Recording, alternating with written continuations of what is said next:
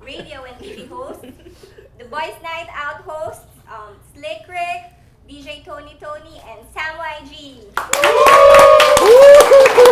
Guys, first of all, flowers. Thank you. Matinik talaga. Pinaghandaan namin to, no? May pa-flowers na galing din. Bakit ba? You ruined it. Hindi, nog! You Lost your ruined. centerpiece. Alam mo yung centerpiece yun, palitan nyo na. Sa sponsor namin yung centerpiece niya next time pagbalik namin dito. Ayan, guys, you. welcome to PEPTAK. Yes. No, Welcome, thank you. Thank you guys. for inviting us. We've always wanted to be on PEPTALK. Yeah. Wow. Actually, that's where we get all our chismes on the show. We get it from Pep. Mga sino nag-break, sino Nag-on. mag-on, sino nag-momol kanino, diba? Hindi naman The latest. dapat, gano'n. Good. So later magagamit natin yung knowledge about Talaga. controversy. Gamitan tayo ng knowledge. Let's get to know them a little bit. You've been together, working together for the show for so many years. How did you first establish yung rapport with each other? We had to sleep with each other, shower, spend time together. Gym, important. Gym, spotter. Squatting. Yeah. And lahat. Okay ba yung pecs ko, bro? Nagkakami ng arms. Bro, ano eh? Ilang pwede reps na, ba? pwede na. Teka, ilang reps ba to? Parang you're getting bigger. Parang ano to, no mali siya to. Parang ano lang, And then- brutok lang. And then when we get into the change room, pare, your thighs are working. Your quads, pare. Quads mo. So in short, it was so easy to jive. You jived instantly. Yeah. Honestly, I worked with Slick prior to Boys Night Out. We were in the same company together. Nauna lang si Slick mga 10 years sa akin. So Yeah. when I met him, it was like we hung out already, going to the mall. It was still growing pains for us because we were both sort of new in the industry. And the weird thing is that because I'd be in the morning show and be 6 to 9, and then Tony would be 9 to 12. So I'd sleep in the office and then wait for him. And then the thing is we'd go to the mall as in every single day. Every single day. We just went to the mall just walking around. And No, the truth is, he would go, Tone, this is how you pick up chicks. Eto na! Agad-agad na lang, I'm 5 like, minutes "Bro, tops! the mall's not open yet." He's like, no. You know what? Yeah, I'll show you how it's done. Kasi stateside eh. He's born in the States, New Jersey. Tsaka amin natin, sikat yung mga amboy dati. Yeah. Alam mo yung Yeah, Boboli, sa LA Glorieta Cable, yeah. the elephant Elephant ads. So jeans. every time he goes, Tones, see that girl? This is what you do. So I would learn everything that I knew, that I know now from Slick. Ang galing niya. The approach, the timing, how to talk to the girl, yeah, what things to say. Tsaka naka-basketball jersey lang sila. Ito, si Slick. Amboy na amboy. Oversized ah. Oversize ang basketball. Ang ganda kasi yung pants namin, baliktad kasi crisscross pa yung uso dati. So he's like, you have to wear your pants backwards para the girl, you get the attention of the girl. So I was like, okay. So everything was backwards, t-shirt, pants. Yeah. Life was backwards at the time. Yeah. And then that's when we met up Sam. He'd be in the mall Grade too. 7 ako nun. No? He- Morning. My mom used to, come on, let's listen to, this morning show. It's my favorite. Who's that ba? His name's DJ Slick Rick. Tapos, even before that, on another radio station naman, also during the morning show, even younger na, siguro grade 5. There's this guy, pinapatugin niya yung songs na may bad words. Hindi man lang radio edit. Raspy pa yung voice. What was that? Hindi pa, DJ T-Bone ang pangalan. that was his Tone. original name. Sabi ko, my mom, you know how when you're a kid, diba? Pag bawal, mas gusto mo. My mom would not allow me to listen to that radio station. Kasi nga, puro bad words yung the radio pinatugtog. Tupac, Wu-Tang, Oo. Dr. Dre. Siyempre ako, dun ako sa bawal, diba? Yung parang T-Bone, tapos, oh my God. That was you. Legendary, these That guys. was you. We get to work with him, di ba? Actually, I used to listen to Tony back when I was in college. First year. Oh, Grade no, 7? No, seriously. Okay. First year I wasn't in magic yet. Alright. I'd go in the morning and then you just hear this guy, raspy. Yeah, blah, blah, blah. Here we go, Tupac. I was like, wow, this guy had a long Lasing night. pa ako. Either bagong gising o hindi pa natutulog. Dalawa lang yun. And then I was like, man, this guy, he's living the life. And then I'd hear he had a girl co-host, and all of a sudden, one episode, I just hear her screaming into the mic, and the reason why Tony was wearing his jogger pants, and then it was the morning, so he kind of was. Ready to sing, no? Ready to sing. And he was just chasing the girl. Ah! Oh my God. And the girl's like, ah! That's what they call me T-Bone. Nagustuhan niyo yun, no? Nagustuhan no? Ito, tawa ng tao eh. Minus the R sa dulo, di ba? So when Sam joined you two, he clicked, his personality clicked with... Actually, we were before Sam actually joined. It was King DJ Logan, Slick, and myself. Yeah. I was originally at that slot already, 9 to 12, with 2 other people, and the station wanted to do something different. So they brought back Logan out of retirement, King DJ Logan, and then Slick joined myself. Our station manager put together Boys Night Out. But within 2 months, Logan left for another radio station for other career opportunities and position. At that time, we were already looking for a third person because Slick was actually going through a transition from whether he should stay on radio or leave for love. Yeah. Sorry this is just Early the... as Ba't ka that nagsasabi? time. May natatamaan ba? May nakabantay eh. Yung cameraman lang naman nandyan. Tuloy mo. Camera one! May cameraman na yung mag-focus. Wala pang asawa si Slick at that time. Kung sakali may makapanood nito, sorry. Showbiz lang. Tuloy, Showbiz sorry lang. po. Showbiz lang kami. So we're just trying to be real, keeping it real, right? Keeping it real. Hashtag keeping it. So Slick decided to stay. So we started looking for radio DJs. Sam was already working for another radio station, but Sam actually originated from Magic as a campus patroller way back. But due to our schedule, Way back ka, parang ka-age mo ko due to his schedule sa Ateneo, he couldn't do the morning show, and due to we were filled up already sa Magic DJ, so there was no room for him to be hired. So another radio station, 99.5, hired him. So during that time, it was 4 years into it, into him being at RT. We approached him. If you want to be more popular, if you want more girls, if you want more money, join Magic 89.9. He took a while to answer, but he called me. He's like, "Is it really more girls, talaga?" And I said, "You know what, bro? If you really want to know the truth, talk to Slick." So I gave Slick's number. He talked to Slick. We talked for like siguro 1 hour, and he was convinced. And then now look at him. I called him. What did he tell you? Slick, is it true that you get more girls when you're in Magic? Ang ginawa niya? Tumawa lang. Isang oras siya slap. Oh, yan, ganyan. He was laughing like that for 1 hour. Tapos, ganyan, no? Sabi ko, hindi ko alam kung nagtatawa niya kasi Bombay ako. Nagtatawa niya yung question ko. Finally he told me, Lika, sama ka sa akin one day. Parang akong, animal na sumakay sa Noah's Ark. To the promised I was land. taken to the promised land. Overflowing with milk and honey. Parang yung kabayo or yung baka nag-jebs. Tapos may daming langaw. Yeah. Diba? Yun. Jebs ka. Jebs ka, Ben. Ganda lang kung paano. Pag fresh pa. Yeah. Medyo damp. Sarap. So we can see now that you're very close, but was there a time na nagkapikunan kayo because of your Oh yeah, until jokes now. or- I think until sometimes especially for the good of the show. It's always it's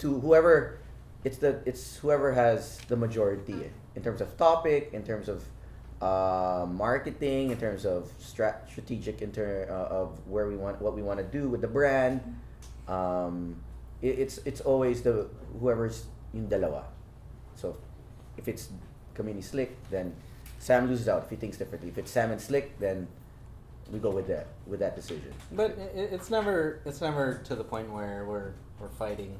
I mean, we'll fight maybe on air about a certain topic, but then after that, it's just really just for the show. But after that, like, say when we turn off the mic and go outside, we're okay, we're fine. I think we've each had our own shows kasi.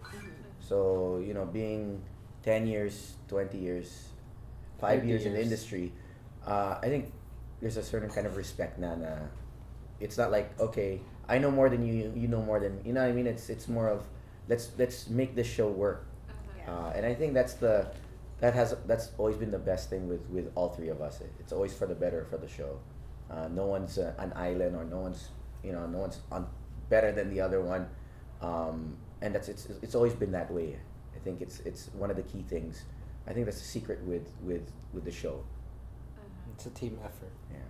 You've had a lot of interesting and controversial guests in Boys Night Out. Sino yung pinaka-favorite nyo na controversial guest? Boy, There are a lot of good one ones. that was good. Boy Kuya Wonder was Germs. very good. Kuya Germs was good. Because I think what one thing about Boys Night Out is that when even when, let's say, these superstars, the celebrities guest on the show, we try to break down the wall and talk to them as a member of Boys Night Out, as a kabarkada. Parang, diba? Let's talk about something that you probably would not talk about on TV or in your normal talk shows. Let's talk about who you really are, what you really do. Like when you have free time, diba? Yeah, sometimes we talk about sex life, barkada life, things they like to do. And it becomes very personal, and the people want to listen in because it becomes a very personal show, and you get to know the person, even from politicians, diba? Yeah. Bongbong Marcos is pretty interesting. Dick Gordon, Sonny Angara, all these people who you look at a certain in a certain light. We try to break it down and let everybody get to know them on a personal basis. I think the most picon out of all the interviews was probably Pepe Smith. He walked out. What? As in live. We were on air. We were playing a game, partner or combo, and he couldn't get any questions right. Got up. He said, "F this" on air. Took What out do his. you do when that happens? Oh, nothing. We cut. We had to go on commercial and then try to get him back. And did he come back? He did come back, right? No. He won. just plugged. Yeah. He just plugged it. That was the end of the show, and then he's promoted, Promoted, whatever. and he left. Pag sexy girls naman, Yeah. like you've had Christine Reyes, Mocha, Diana Meneses. Hi. Go and love it. Wow. Yeah, Diana Menes. Yeah, focus. Okay, camera crew.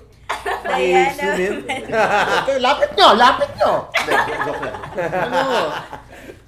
Nawala ako, Rita, no? How do you date? Have you dated a guest? no. Have you dated a guest? No, sana hindi, no?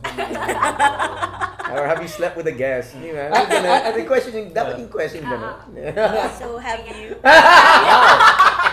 Grabe kayo mga tanong kay Slick, ha? Wow. Parang wala kami ni Tony dito. Saan lang tinatanong?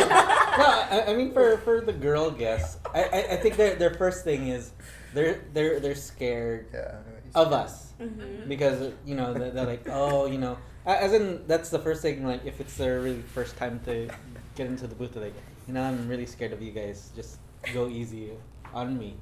But after a while, I think they understand our humor, and then okay, they just like to have fun. I think we've been like typecasted, stereotyped that we're super rude, bastos, but we're just pilyo, and we can always adjust.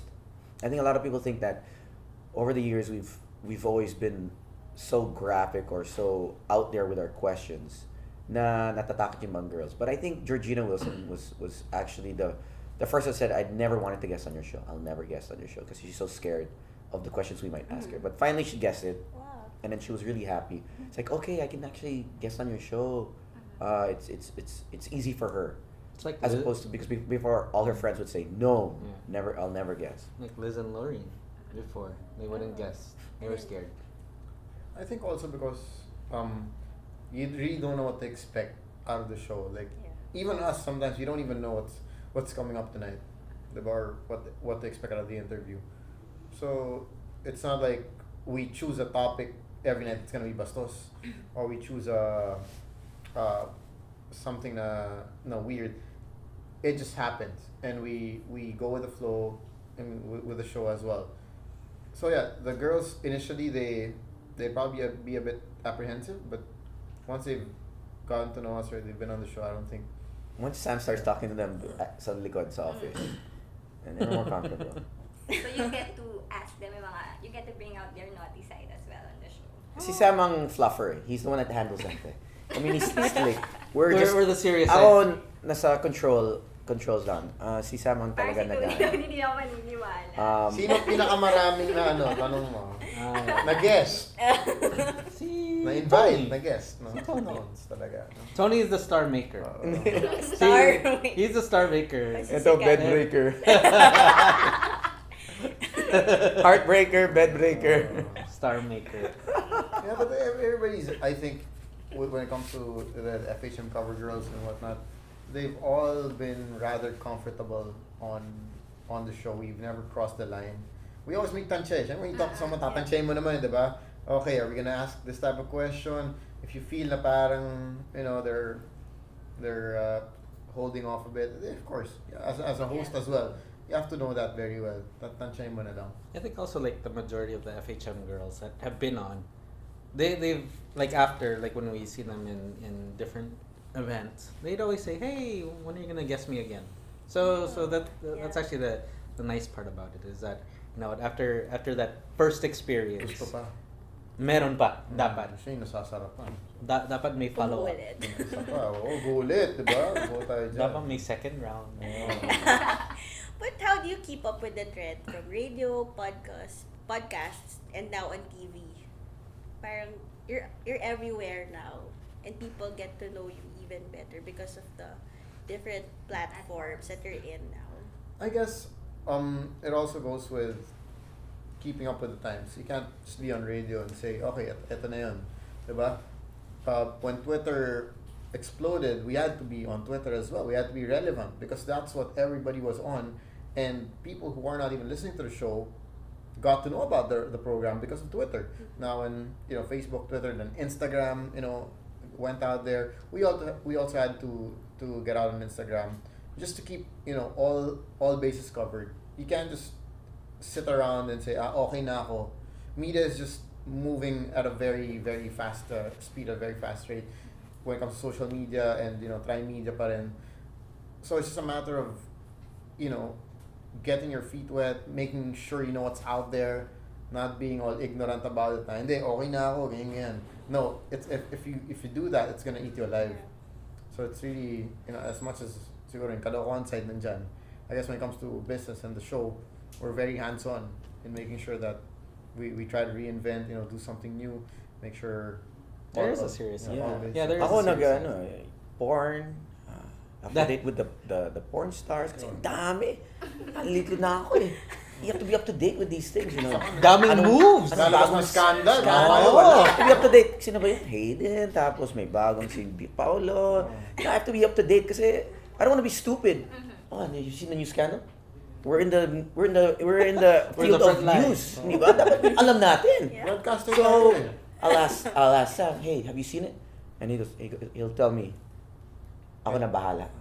I'll send ko you the yan. link. And then wala pang 5 minutes, boom! Full version, ilang minutes, HD. photos, videos. May pang Instagram. Actually, may DVD siya. Pa! HD. Collection. Lahat kompleto si Sam. Plus, like for us, it is that to keep ourselves up to date. We also like every year we always go to the States together, and then we see what's happening there.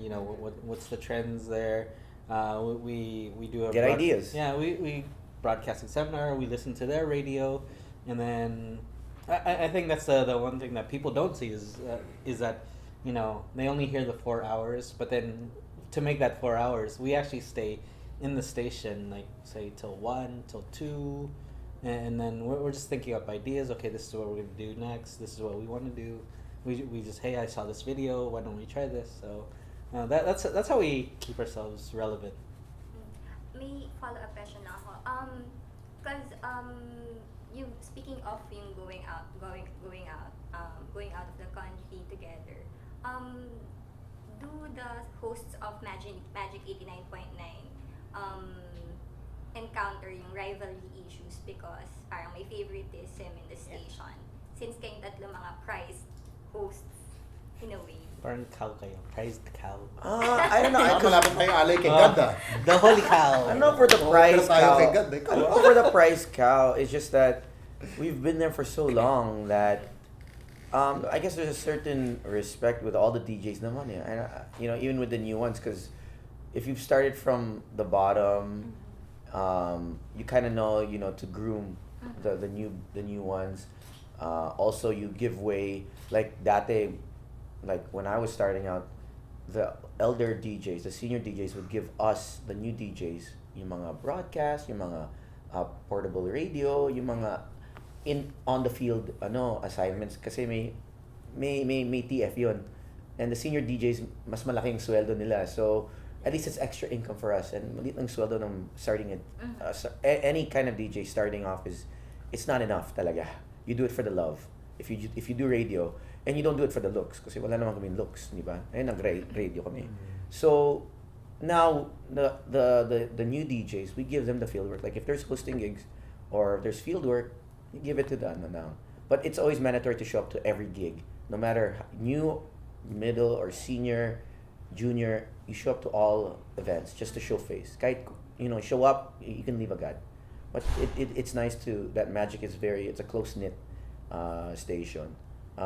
Parang si Mo's in the States, so he can't join us.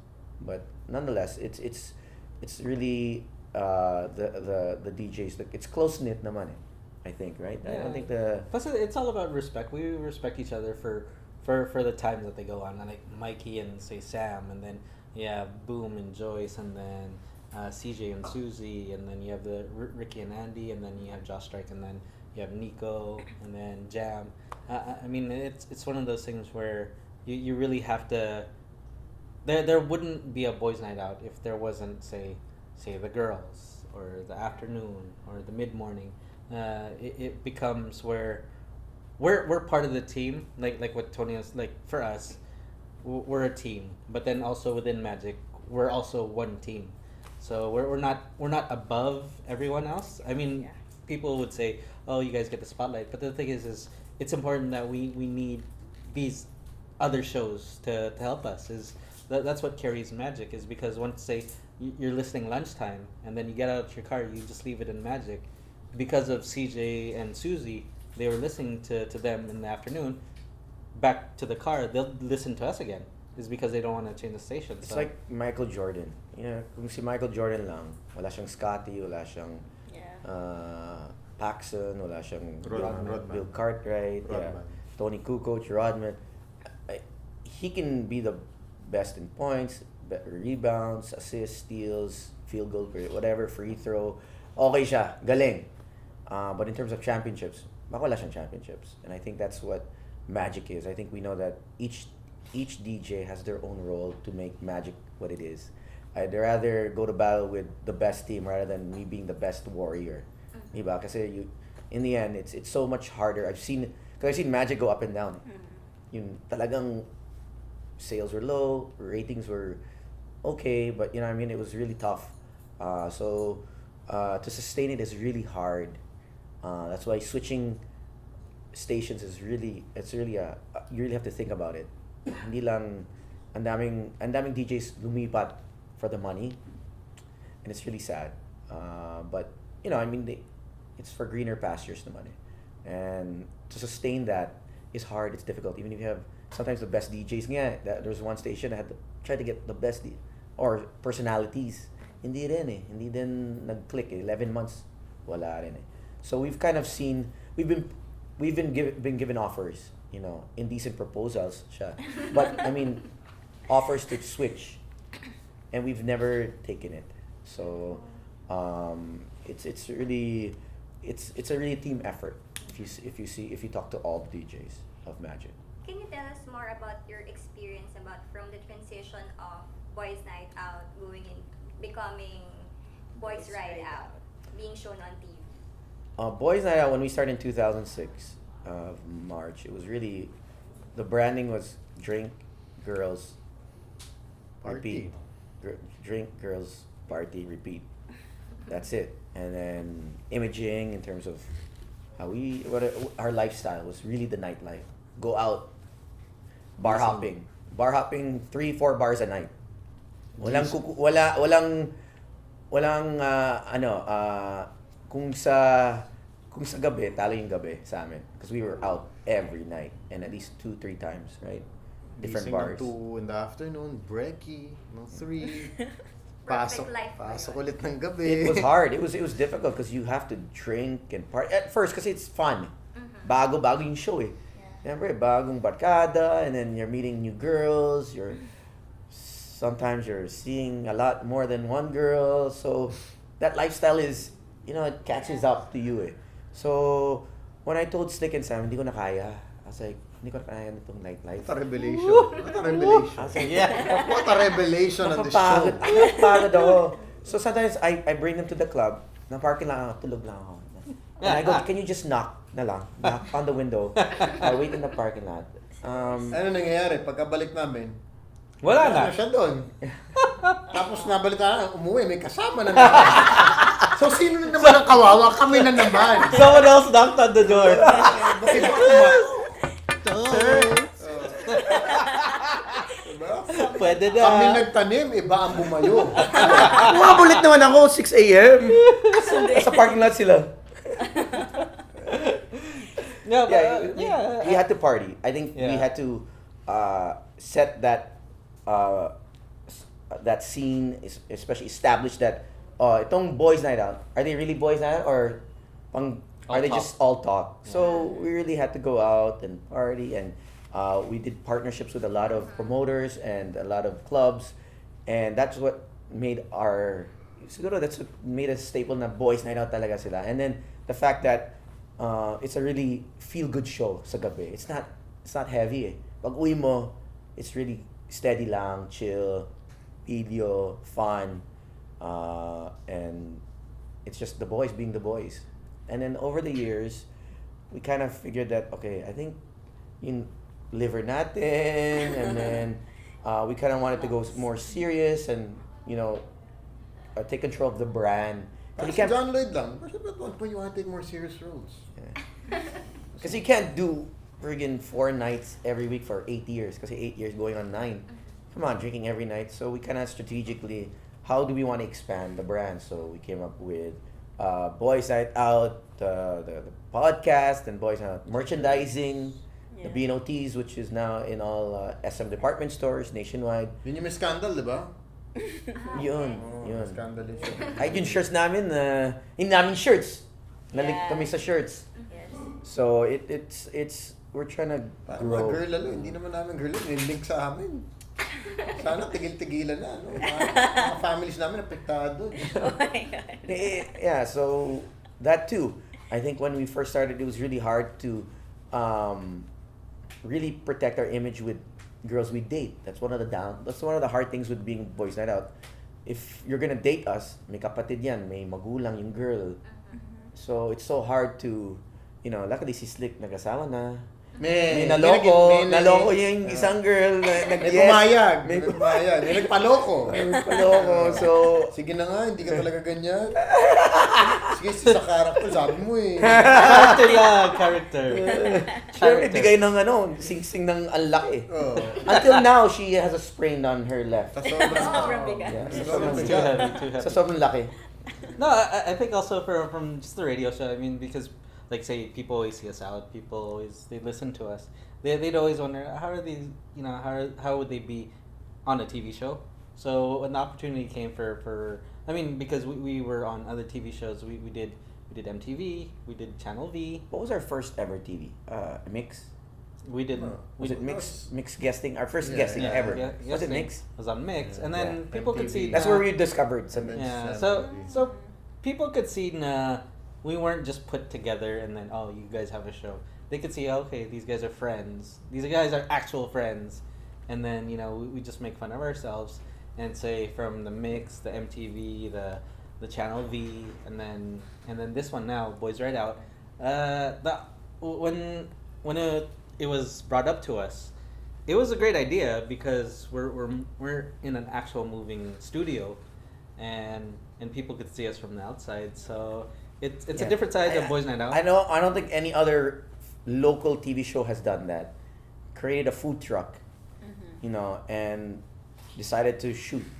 So we were really grateful with our with Different Story Different Productions. Story, si Derek, You guys have 9TV. and CNN Mr. Philippines, Celerio yeah.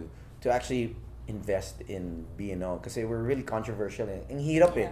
Siyempre dito, may sponsors pa papasok dyan sa tatlo. Especially with, we're trying to... And they actually, the first thing was, can you guys tame it down? And I told Slick and Sam, I go, can you guys please tame it down? I asked them. Sam, Slick is... Wild. He may be quiet, but he's the wildest. He's the wildest, craziest. And how wild si Slick. So, we weren't sure. Kung kaya niya. Kung kaya. Siya talaga. So, that's an adjustment in itself for us to tame down because people are used to, okay, what are the crazy questions? Hirit niyan. Yeah, yung mga hirit. Yeah. sexual innuendos, mga green jokes, out the door na yon. Wala na, hindi na pwede. Or cut, you know what I mean? And sometimes the director nga na he has a whiteboard. You know? Change. Commercial. Yeah, subject. Commercial. Yeah, last episode na to. LE, nakalagay LE, last episode na. Kasi we're gonna get cut. So, it's an adjustment. But I think we've figured a way how to be fun, Pilio, but not to the point where it's censorship for the viewers. Also It's becomes difficult. informative, and we try to get something out of the guest to inspire. As they say, inform and inspire, right? Yeah, That's the inform and tagline. inspire. So having said that, what can your viewers or your followers can expect from Boys Ride Out on TV now that you said that it's less naughty and all? Well, I think in the essence of Boys Night Out, like I said earlier, it's still breaking out that barrier from our guest, be a celebrity, international model, national star, to a barkada level. That's the essence of Boys Night Out. Isang barkada, di ba? Let's talk about what barkadas talk about. It's just that we have mics. So you can still expect that, the essence of Boys Night Out to be, really carried out through the program. And wala pang talk show na tatlong host, right? Wala pa. Oh, tatlong lalaki. Tatlong na. Yeah. There hasn't been, Yeah. right? It's always been girls, Yes. right? Or a guy and a girl, diba? Guy and a girl, tama. So, yeah, it's a different take definitely on having a talk show. Aside from that, what's also interesting because like Toni mentioned earlier, instead of the guest going to the studio, we're the ones who are gonna go ahead and fetch them and take them on a little ride with us and bring them home. We get to see where they live, eh? Yes. The funny thing is, we actually get to see where the artistas or our guests live. Sino talaga yung mga big time tsaka yung mga Feeling big time. feeling big. Yeah. So meron na? May ganon? Sino yung feeling? Big Naku, ayaw na magsalita. Baka magka-revelations dito. Baka nire-record nyo itong usapan natin, ha? May feelings Pakilabas lang. na to, ha? Feelings. Feelings. Feelings big Baka hindi time. pa nakaka-let go. Oh. Alam naman tapos na. Ayaw pa let go. Yung channel, tanong natin sila kung may effect ba yung Yeah, oo nga. CNN. Sa amin, syempre, natuwa yung mga nanay namin. Yeah. Oh, you have on CNN! You don't know what CNN is? It's worldwide. It's worldwide. Anderson Cooper. Oh. To be Cool. connected to CNN. You know, Yes. BNO, tapos CNN. CNN. My gosh. I think if Anderson Cooper listens to our show, our radio show, He's like, what "Hey, the hell? This is bullcrap. These guys don't belong on CNN. Yeah, what are they? You know, Sinira niyo yung kinaguhit namin credibility. Na hindi mo lang credible, naging incredible. But also, I think some of our friends that were there during the launch, then they saw our pictures. They posted like, "Oh my gosh, you guys are on CNN." Nagpagawa pa kami ng suit para sana sa may photos. second season tayo sa CNN. Para ma- Sana. And hopefully this is our next jump. I believe that you always have to reinvent yourself. So this is where we do the weather report, the news, sports, in the field, as a reporter, as a serious side. But we've always wanted to do the news in the nude. So I don't know if CNN is ready for it. I don't know if the Philippines is ready for that. But we'll pitch something. But Tony's Nakatie always- lang ang nakatie or bow tie. But Tony's always ready. No, but we'd love to do the news or Nagre-rehearse- sports show na. nagre-rehearse na nga kami. Yeah. But So, see, Tony, what do you think? Yung ngiti mo yung sakto lang, di ba? Well, actually Minimal. we actually yung mga practice. minimal, yung pang news. May Sa, ngiting pang news. sa bahay pa lang eh. We have 3 mugs. We Ah. practice getting the mug. Yung mga So, wala laman. Saka yung mga Di ba, papel I'm na only wala going to nakasulat. grab them, Alam nyo, may nakasulat yung mga papel nyo. Wala. Mga Facebook status nyo. Uy, teka lang! Tubig! Vicente! Tubig! You mentioned earlier yung B&O merchandising. So what's the Yeah. inspiration behind yung mga catchy phrases that you That we put come on the up shirts? with? Yeah. Well, in the uh, shirts and even in the show. Kasi it started first. Yeah, first start. Well, we saw the spoof shirts way back, Yeah. and then we were like thinking, okay, we should do shirts, and then we kind of put it off, and then we put it off another year, and then finally, we decided to just put. We saw, I guess, Team Manila doing it, and they were doing well, and then Ramon had his. I said, why don't we do our own? Because we have the market naman, to promote. Why don't we create whatever we do on the show and then make our own? Yung pang statement shirts dati, it used to be Yemen. Yeah. That's what you always say at the start of the show. So Yes. the first shirt was actually the Yemen shirt. The Massimo pa yun eh. It wasn't even, Oh. it was a station produced shirt. Yeah. And ang daming may Everybody gusto eh. wanted the Yeah. Yemen shirt, Yemen. So we decided after like 2 years to come up with our, produce our own, and we actually did it our own. Kami nag-look from the material, suppliers, everything. Small scale production lang. Yeah. And then, hindi namin kaya after all. Kasi it was very tedious going to, trying to go from Store one to store store. to the next store, collect, and then, the billing, in legwork was really hard for us. So we got one staff and then another staff. So we got two. And then it kind of went to where, okay, ang daming may gusto, and then delivering of Davao, Cebu. Logistics were... Delivering yeah. the logistics was really crazy kasi everyone was asking us, hey, can you deliver here? Kami pa nagde-deliver. May meet up. Pag maganda, May meet up sa Alabang. yeah. Pag maganda, free na yung delivery. Pag lalaki na ako, magbayad ka doble. Pero dati, nagkaroon sa isang beses, sobrang yung... Bawal sabihin yung hipon, di ba? Ano ba? Sobrang hipon. Hello, yung shirt 300, chinarge siya 400, delivery pa lang. Ano naman ito mga to? Di ba? Dahil binigyan nyo lang yung t-shirt, nag-charge siya yung 400, delivery pa lang yun. Pero who usually come up with yung mga terms like hohol, Yeah. Maniac Monday, pasisikating. It just comes out. Yeah, Like, lumalabas it's na. organic. It's Yeah. like, kwentuhan lang. Gawin natin yan. Let's just do it. And if Every it- if barkada it's- has jargons din naman, di ba? Like mga barkada nyo, syempre, mga osteds, di ba? Chillax, mga gano'n, all these things. These are barkada jargons. And Yeah. it's just like, we have mics, so yung mga jargons namin siguro, heard on a wider scale. So mas na... Like the Yaman. The Yaman, our Oh, classic is we got that from Usher.